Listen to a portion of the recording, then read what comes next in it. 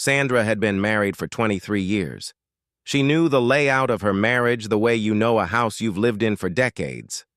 Every creak in the floorboard, every draft from the window that never quite sealed properly. She knew where the warmth was and where it wasn't. She had made her peace with both. She came home on a Tuesday evening 20 minutes later than usual because the pharmacy line had been long and the pharmacist had needed to call her doctor's office to clarify a prescription dosage, a routine errand that had taken longer than expected. Nothing more. Thomas was standing in the kitchen when she walked in. She knew immediately that something was wrong, not from what he said. He hadn't said anything yet, from the way he was standing. Still, with his arms at his sides, in the particular posture of a man who has rehearsed what he is about to say and is now waiting for his cue. "Where were you?" he asked. She told him. Plainly, without decoration, the way she always spoke to him. He looked at her for a long moment. Then he said, a name she didn't recognize. A woman's name, said quietly, as an accusation. Sandra set her purse on the counter. "I don't know anyone by that name," she said. "Someone saw you," Thomas said. "Getting into a car." She looked at him carefully. "Whose car?" He didn't answer, and in that silence, Sandra understood that the conversation had already been decided. Before she walked through the door, she didn't argue. That surprised him, she could tell. He had expected tears, or denials, or the kind of scene that would have made his certainty feel more justified. Sandra gave him none of those things. She went upstairs, packed a bag with the calm efficiency of someone completing a familiar task, and came back down in under 20 minutes. Thomas was still in the kitchen. A woman Sandra didn't recognize was sitting at the kitchen table with a coffee cup in front of her, as though she had already begun the process of settling in. Sandra looked at her once, briefly, without expression.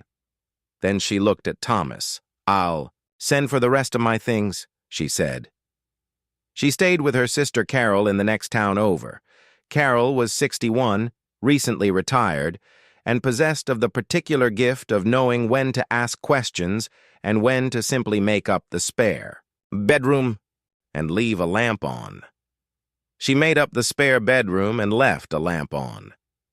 Sandra sat on the edge of the bed that first night and thought about the name Thomas had said. She turned it over carefully, the way she approached any problem, without rushing, without assumption. She thought about the Tuesday evening, the pharmacy, the car. Then she thought about Thomas's mother, Helene, who had never approved of Sandra and had spent 23 years finding quiet, patient ways to demonstrate it. She picked up her phone and called her son. "David," she said, "I need to ask you something." David was 31 and had his father's build and his mother's eyes and the particular discomfort of a man who had been carrying a secret he didn't know how to put down. He came to Carol's house the following evening. He sat at the kitchen table, with his hands wrapped around a mug of tea he wasn't drinking, and looked at his mother the way children look at parents when they are about to say something that cannot be unsaid. "Grandma called Dad," he said finally. 3 weeks ago." Sandra waited. She told him she had seen you getting into a car outside the pharmacy. A man's car. He paused. "She said you drove away together." And the name he mentioned? David looked at the table.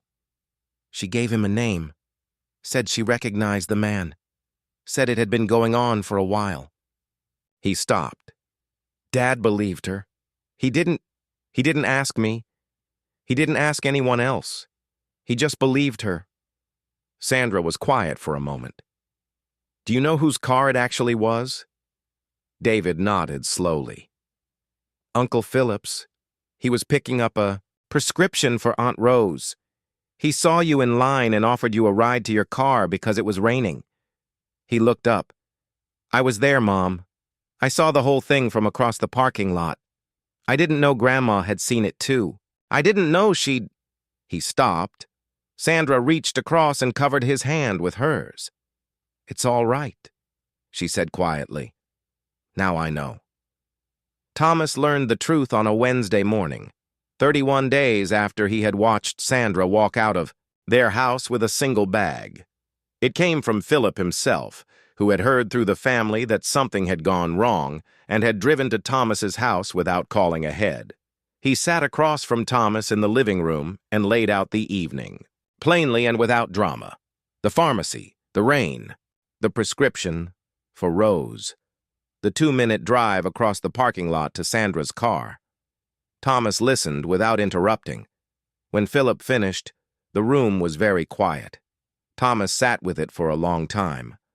He thought about Helene, his mother, and the years of quiet friction between her and Sandra that he had always minimized because it was easier.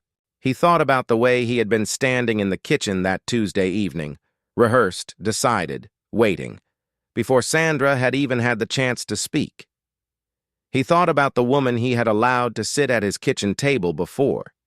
His wife had finished climbing the stairs. He called Sandra that afternoon. She answered on the third ring. He told her what Philip had said. He told her he was sorry. He said it plainly, without excuse, because she had always deserved plain things from him and he had not always given them. She listened until he was finished. No, she said quietly. I've known for 3 weeks. A long silence. What happens now? He asked. Sandra looked out the window at the late afternoon light. I haven't decided yet, she said.